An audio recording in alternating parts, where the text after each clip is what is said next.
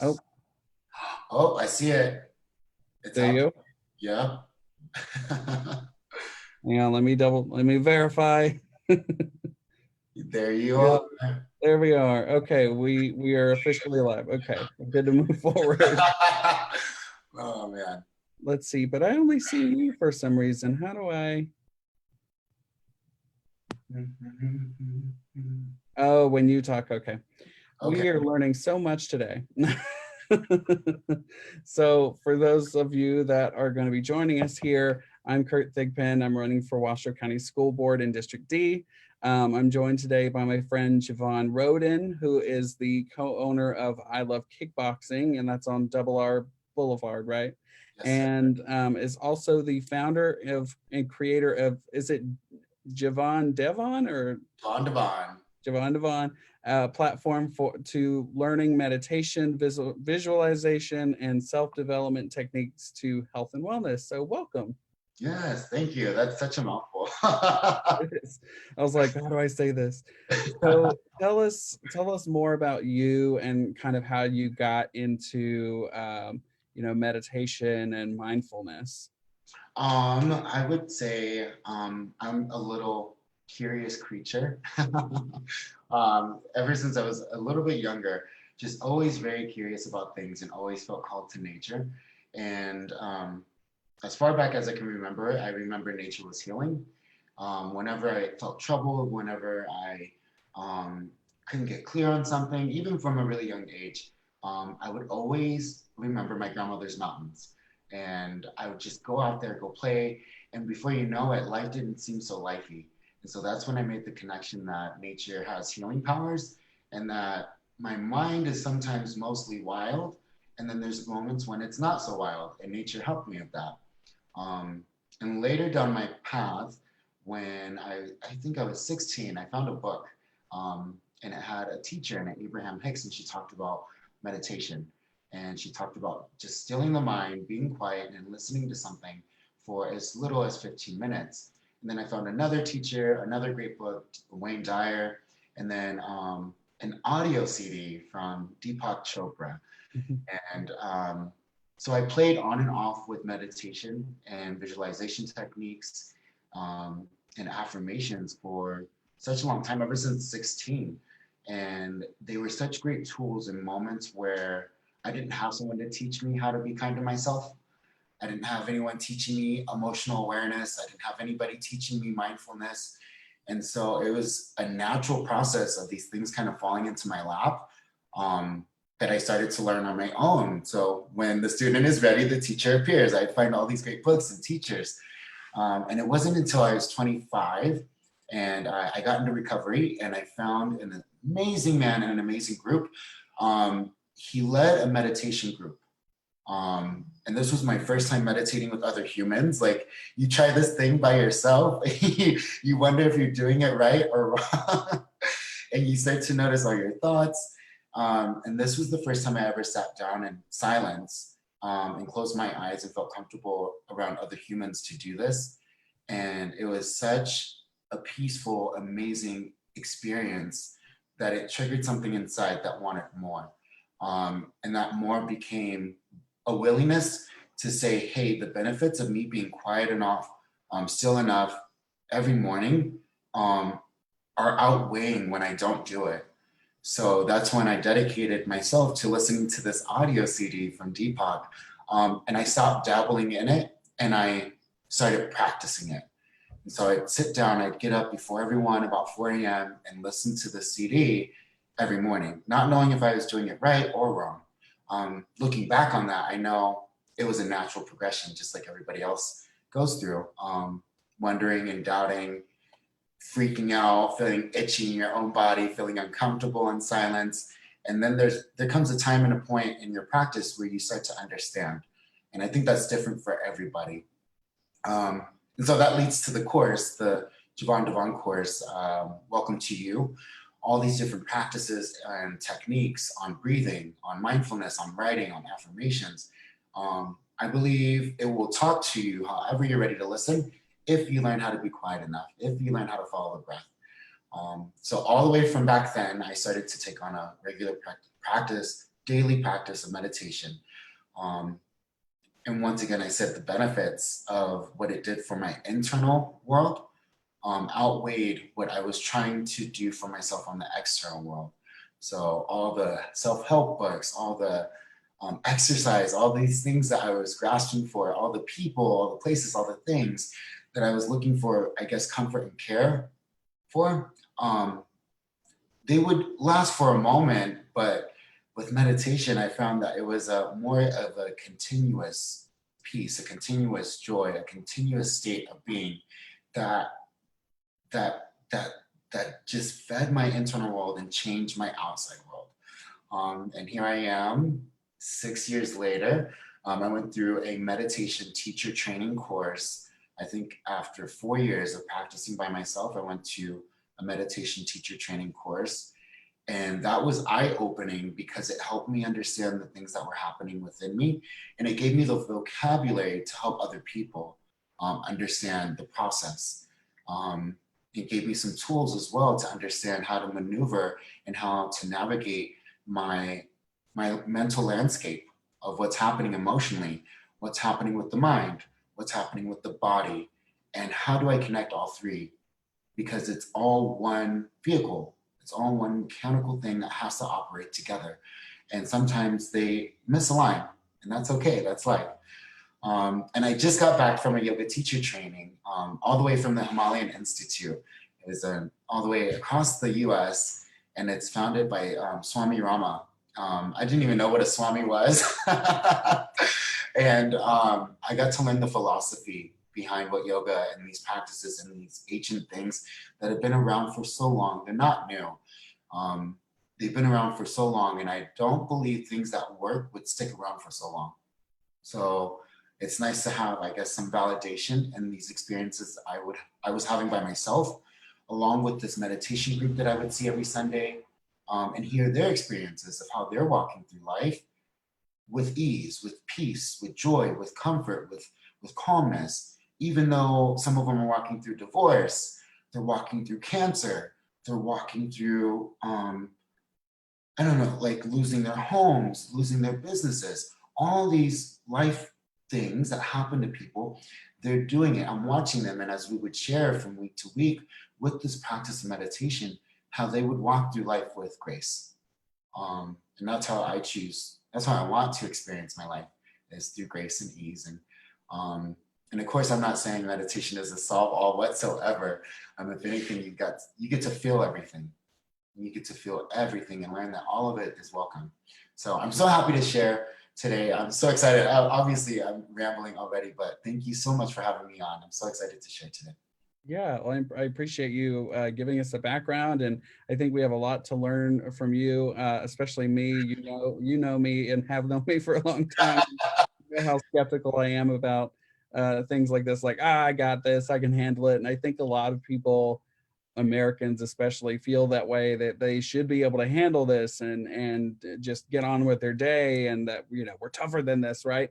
But I think we all have to work on, like you mentioned, self-talk and improving how we're walking through this crisis that we're experiencing right now.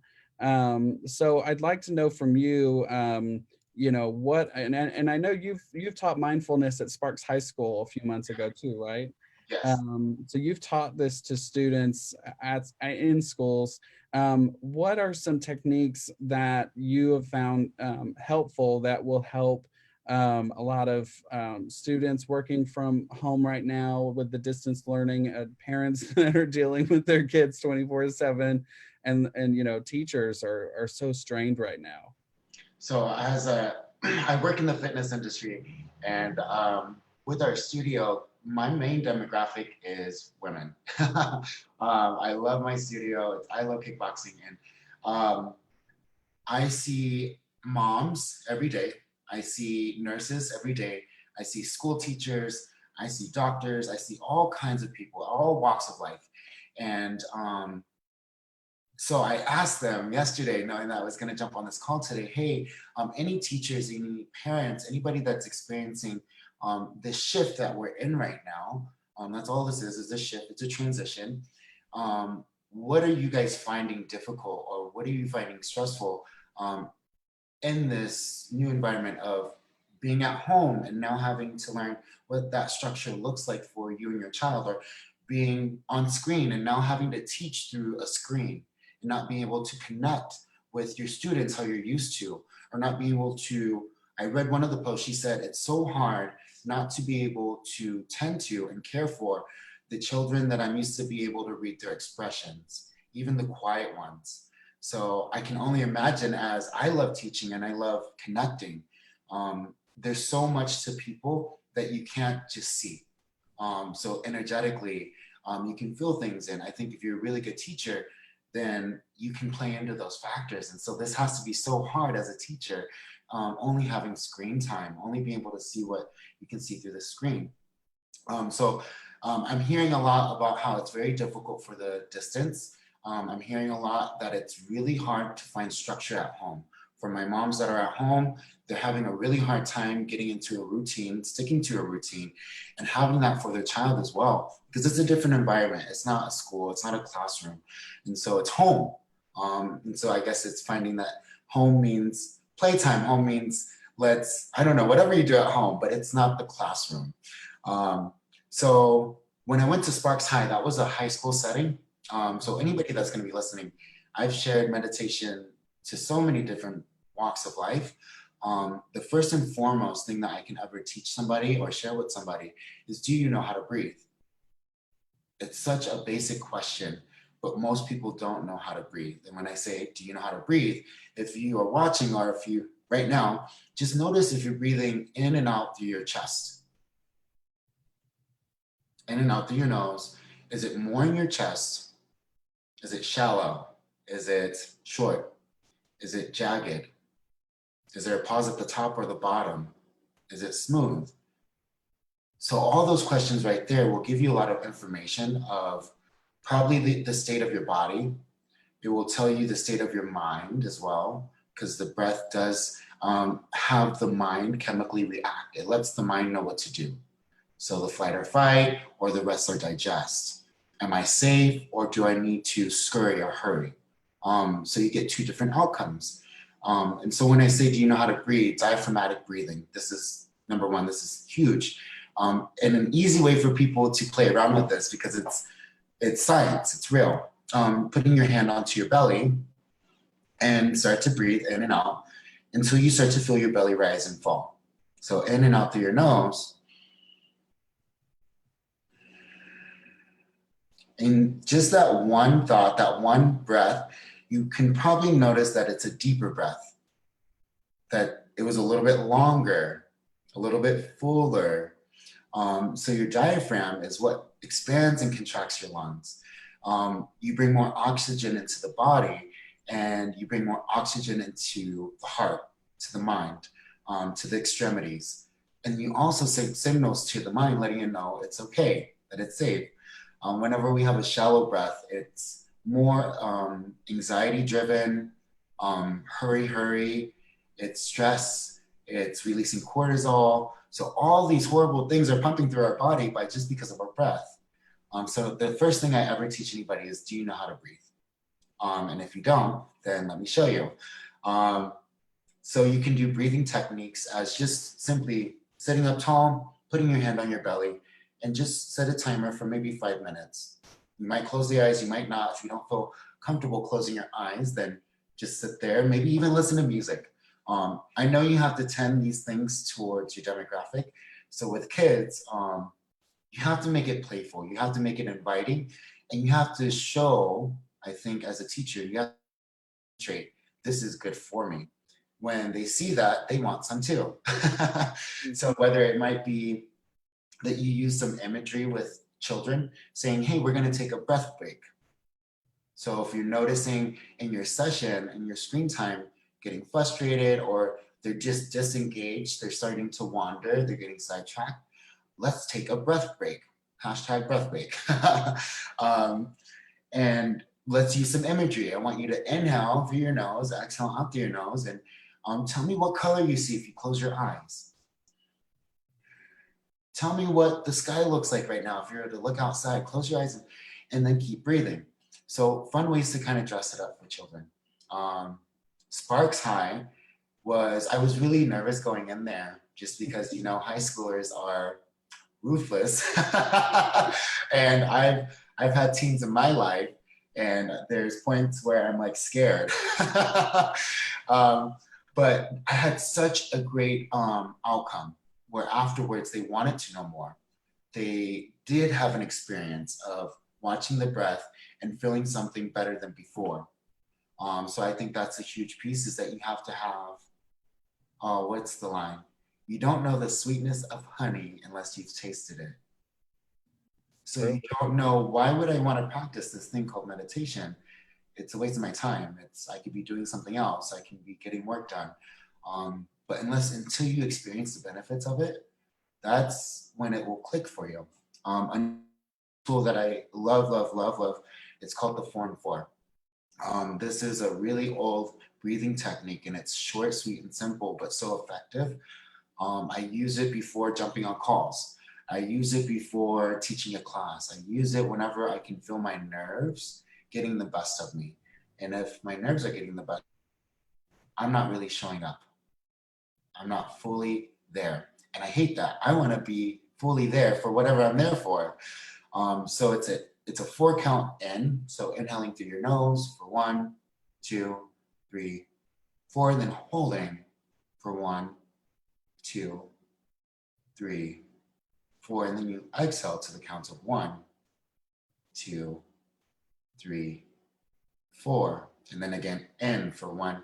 And you do that 4 repetitions. So that was once. You do that 4 times. By the end of those 4 counts of a breath, the body chemistry will have changed. So if you're in a state of panic, if you're in a space of anxiety, if you just are agitated and you need a timeout,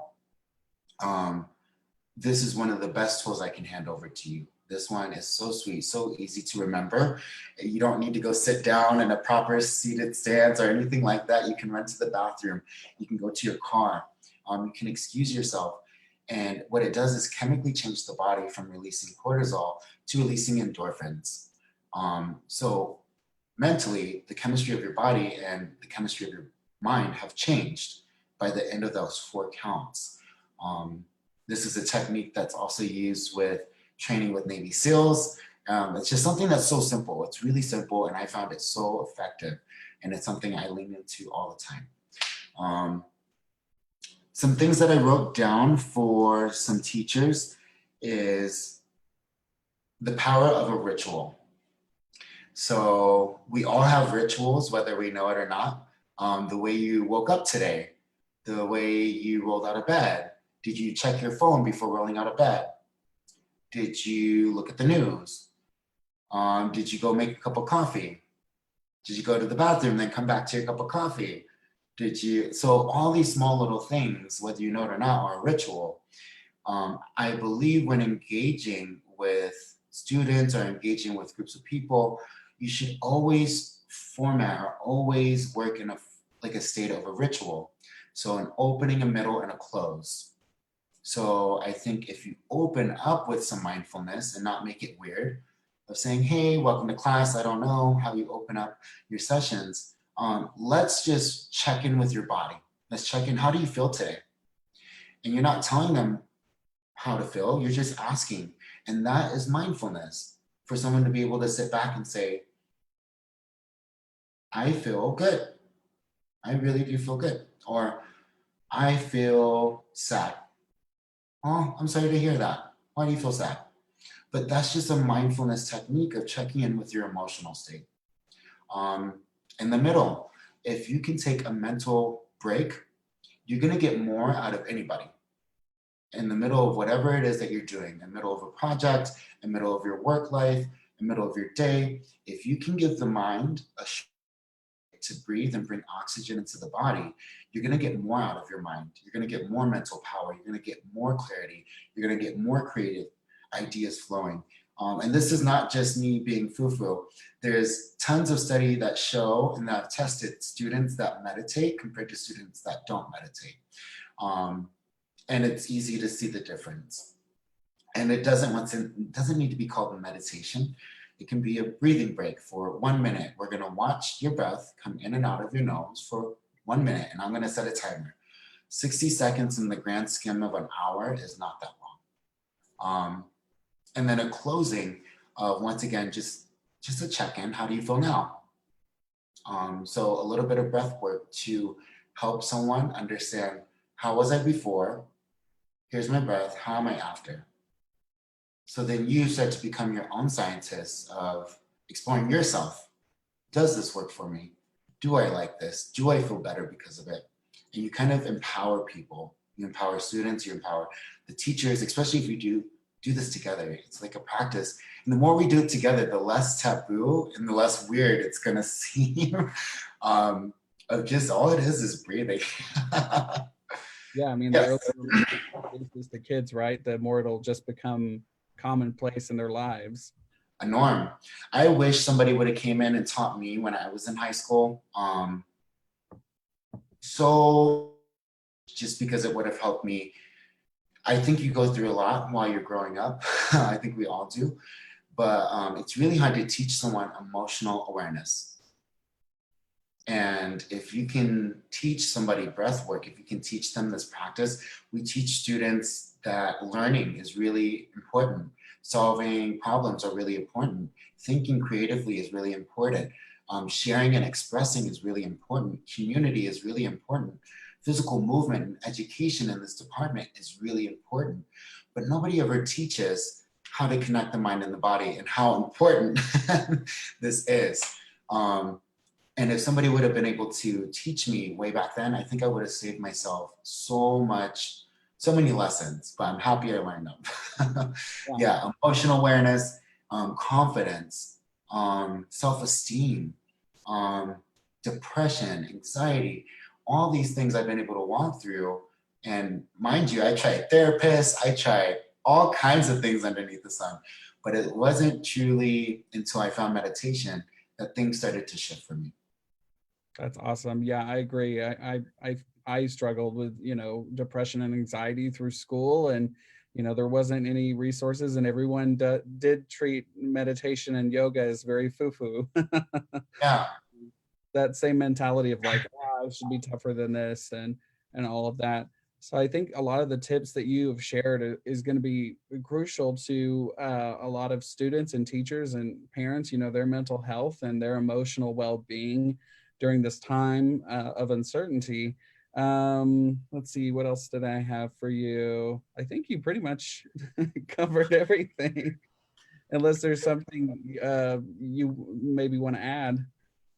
I did write down, so some benefits, obviously I covered that, but the the power of a ritual. So in closing with that portion, I did get a little sidetracked, but the power of a ritual of, if you're at home with your students or with your kids, or I think right now you have to become really aware of the surroundings that you're supporting your little ones or your big ones, I don't know, in their environment. So is it an environment that's supporting learning? Is it an environment that's supporting structure? Is it an environment that's supporting learning?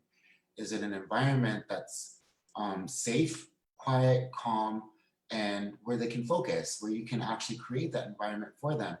And do you have a ritual? Do you have a routine that helps not just you, but your little ones say, hey, this time is now. So then it becomes the norm. Instead of saying, hey, let's get this done, stay in your PJs. No, get up. It's time to go. It's time to live your life. Like, get dressed, get ready for your day. Even though you might not be leaving your home, but still it's the act, it's a ritual. So then when you go back to the real world, nothing's really different. You're still in your ritual. So you're still showing up.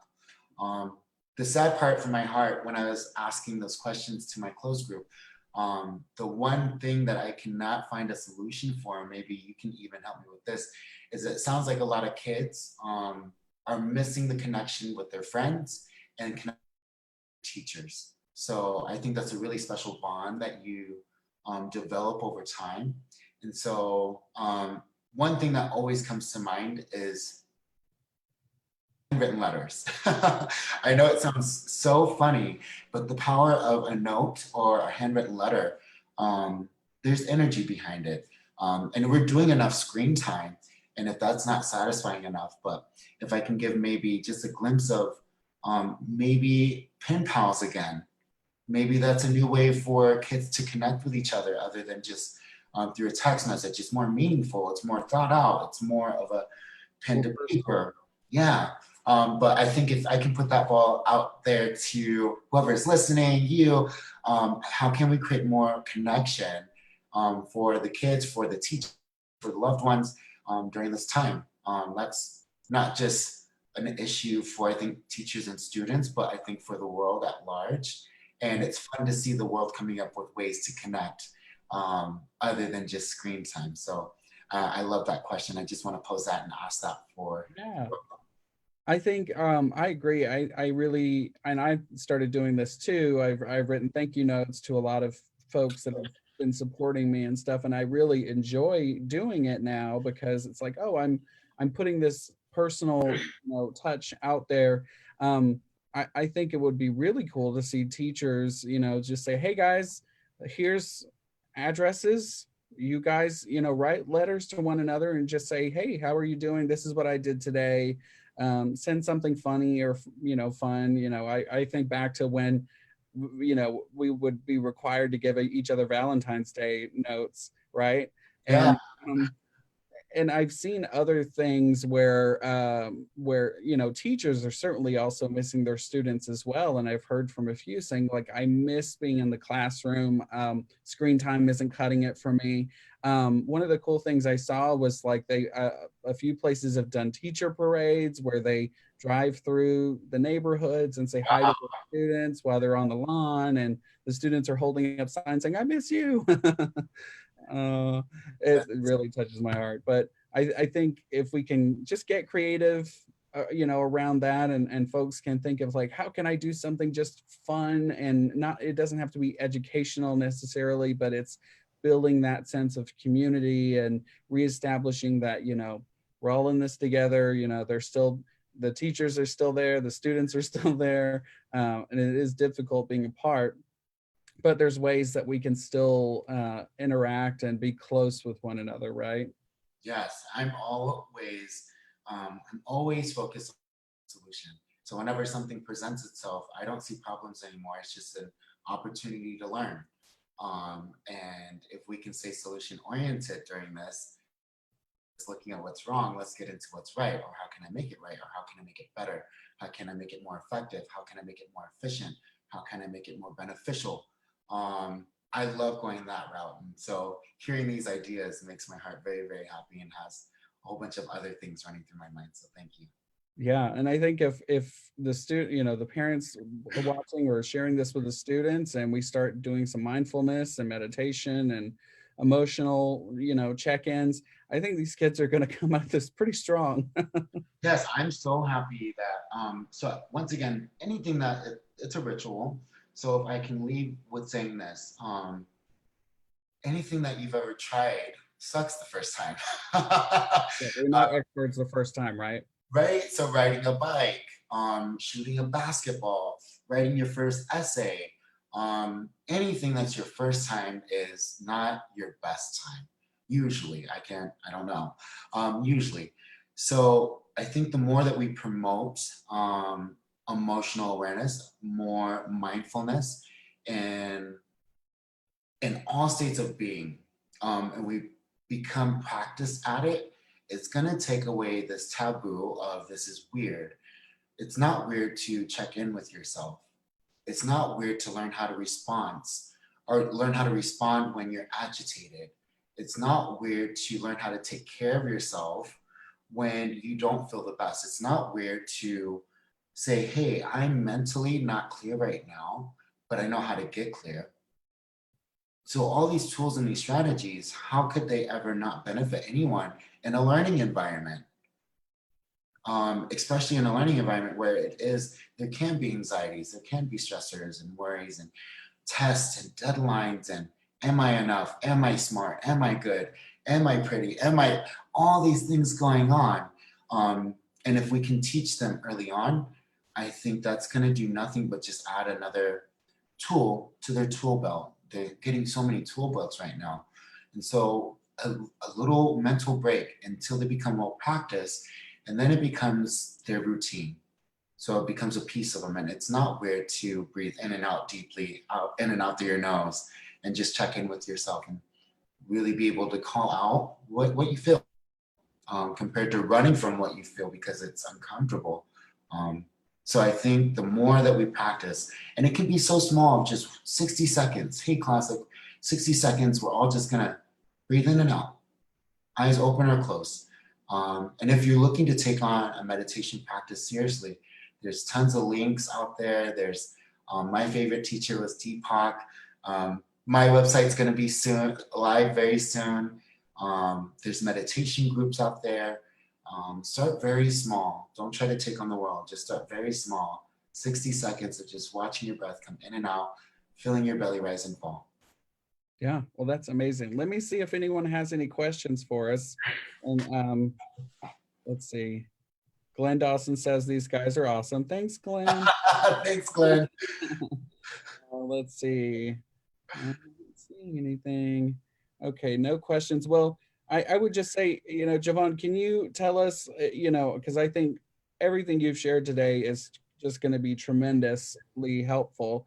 What are some ways people can maybe follow you for more information and help and guidance along the way? I have a fan page, a Facebook business page for Jevon Devon. So it's just Jevon Devon. That's my first and middle name. I didn't make it up. It was gifted to me, and I love it today. So fan page, Jevon Devon, or you can follow my Instagram. I do my best to share anything that's uplifting, anything that's beneficial to me. If it works in my life, why can't it work for other people?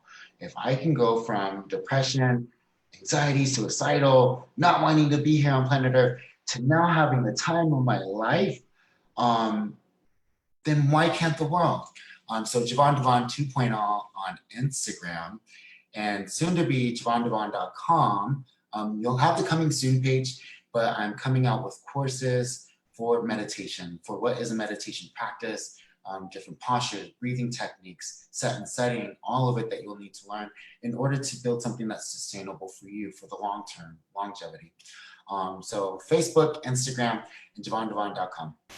Awesome. Well, thank you again for joining me. I know I reached out to you earlier this week, like, hey, I have a crazy idea. Yeah. So I'm so glad this worked out. I'm so appreciative for you being here. And I know this is going to help a lot of people. So thank you again. Thank you, Kurt, and congratulations. Good luck. I know you don't need it because you're the best. Yes, I can't wait to see what you do. Awesome. Well, thank you, friend. Have a nice weekend. And I hope everyone out there watching is staying safe and healthy, 6 feet apart, and washing your hands. Yes. Bye, Kurt. Bye.